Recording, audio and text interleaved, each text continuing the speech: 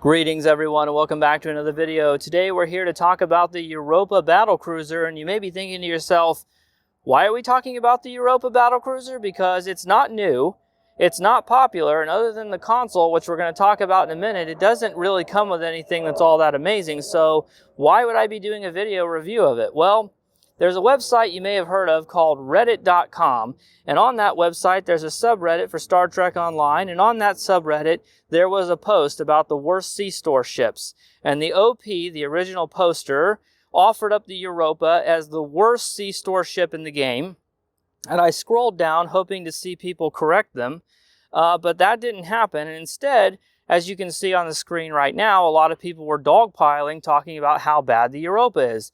And it made me realize that a lot of people just don't understand how to evaluate a ship. They don't know what's good, they don't know what's bad, they don't know which things have value and which things don't, and they don't know which things are easy to correct or overcome, and which problems are actual deal breakers. And a lot of people compared this to the Gagarin, and they said it's absolutely baffling that a ship that came out around the same time as the Gagarin could be so bad when the Gagarin is so good. And I'm going to let you in on a little secret. If you put a gun to my head right now, I would call the police. But then after that, if you said to me, you have to choose one ship, the Gagarin or the Europa, and you have to do as much DPS as possible, I would choose the Europa. And if you are confused by that, it's because you don't understand what's going on with the game, and you don't understand the meta. Because even a mediocre torpedo ship like the Europa is still going to outperform a really good energy weapon ship like the Gagarin. So this is why we need to take a moment to talk about why the things about the Europa people don't like aren't actually a big deal. The first is the console slots. So people are really mad that it only has 2 tactical console slots. You can get it up to 4 with the fleet version and the Tier 6X upgrade, which is obviously really bad because you can get up to 7 on other ships. But here's the thing. The longer the game is in existence, the more time that the game has been out, the more universal consoles we get. And every time they introduce a really good universal console, it becomes a potential substitute for a tactical console slot. So even though it may have been preferred to have more tactical console slots to put in locators and exploiters, we don't actually need it. It's an inconvenience, not a deal breaker. I was able to fill all those extra slots on my Europa, my fleet Europa, with universal consoles that were nearly as good as a locator, because we just have that many in the game now. So yes, it would be better if it had more. Next, we have to talk about the maneuverability stats. And while it's true that the Europa has terrible maneuverability stats, and maneuverability is very important to DPS, I don't want people to stop thinking that. It's a solvable problem. We have competitive engines, we have emergency con hologram, we have deuterium surplus, intelligent agent attaché cools down evasive maneuvers now. There are so many ways to fix maneuverability problems that it's not a big deal. I didn't struggle at all with maneuverability when I did my ISE run this morning, where I was able to do 305K, and it went pretty smoothly. And I struggled to get that much with an energy weapon build where I was using the Maquis Raider, and I had all the best energy weapon stuff. So like I said earlier, it's not that big of a deal. You can still make it work. And with that in mind, let's go ahead and talk about the ship itself. There are some pros and there are some cons. The pros is that it has a lieutenant commander command seat, and that is one of the fundamental things for a torpedo platform. You need to be able to have concentrate firepower 3. But it's not just those extra torpedoes, because the torpedoes aren't really the thing. When it comes to energy weapons, the energy weapon damage is everything, and it's all about just scaling up the damage, making those energy weapons deal more damage. More Cat 1 damage, more Cat 2 damage, more crit chance, more crit severity, lowering resistances, all those sorts of things. And those all matter for kinetic builds as well. But it's also about triggering things. When it comes to EPG, or I should say science builds and kinetic builds, it's a little bit more complicated, and there's a lot more things being layered and triggering off of each other and things like that. Subspatial warheads is a huge trait. It's very important to have. and it gets triggered by high-yield torpedoes. So concentrate firepower isn't just about getting more torpedo damage, it's also about creating more of those hazards, which are going to be doing a big portion of your damage. So just by virtue of the fact that it can have concentrate firepower 3 already makes it better than a lot of ships in the sea store. And I know that sounds very strange, but you have to understand that that is the truth.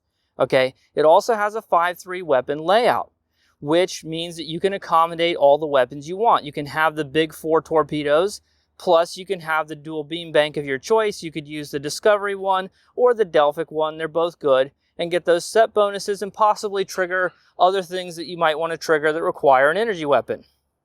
It also has a pretty decent hull modifier for a sea store ship, which means you're going to get a lot more out of your hull regeneration and more crit chance out of Tyler's duality. I was able to get nearly 6%.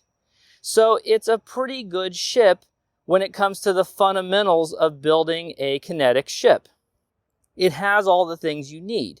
It doesn't have all the things you want. It doesn't have the extra niceties, and that's where we're going to come to the negatives. Yes, the maneuverability stats are bad. That's a negative. Yes, it's true that it has a commander engineering, which is not ideal. I would prefer to have a commander tactical. I would prefer to have at least 3 different lieutenant or higher tactical seats, so I can run attack pattern beta, cannon scatter volley to trigger and twine tactical matrices, and also the mine pattern beta for laying more mines. That all would have been very nice, but it's just a nicety. It's not a deal breaker. Let's go ahead and talk about the trait in the console. The trait, I'm not going to talk about too much. It's bad. That's really all we need to say. This video is already getting pretty long. Needless to say, the trait isn't relevant, but the console is, and the console is actually a top console for tanking. It's one of the favorite consoles used by tank players. So if you're a tank player, or you want to be a tank player or do tank builds, then this is probably going to be one of those must-have ships. So just in terms of raw value, and that's what the original thread was talking about, what should people be spending their money on? And I will agree wholeheartedly that a new player shouldn't spend their first $30 on the Europa. But to say that it's the worst value or the worst sea store ship is just plain wrong. It's one of the top choices for tanks so they can get their hands on the console, and the solid kinetic fundamentals means that it's going to be better than probably 50% of the ships in the sea store doing damage. So when you put those things into context, it's a hell of a lot better than it's being given credit for. So let's go ahead and rate it. If I were going to rate it and I were doing a real proper review and not a video like this, I would take 1 point off for the console layout, which I think is fair. The console layout is terrible. And I would probably take another point off, maybe, for the bridge officer layout. It doesn't have a full specialization. I don't like the commander engineering. Also, the maneuverability stats are a problem. So I think when you combine all that with the fact that the console layout is really bad, and we're indulging the haters a little bit here, I'm going to take it down to 3 stars for performance. But again, that's not that bad. There are plenty of ships in the sea store that I would never rate because they're old and I have no reason to review them. But there are plenty of ships that would get a 3 or a 2 or a 1. So a 3 is not that bad. And I might argue that, a 4 wouldn't be that unreasonable either. Now let's talk about the accessory score. Well, it has a must-have console for tanking. Now that alone is not, maybe tanking is a little bit niche, so maybe that's not enough to give it 5 stars, but I think it's certainly enough to give it 4 stars. If you have a must-have item, you have to think about this. Think about every single console in the entire game. How many consoles are there? Hundreds.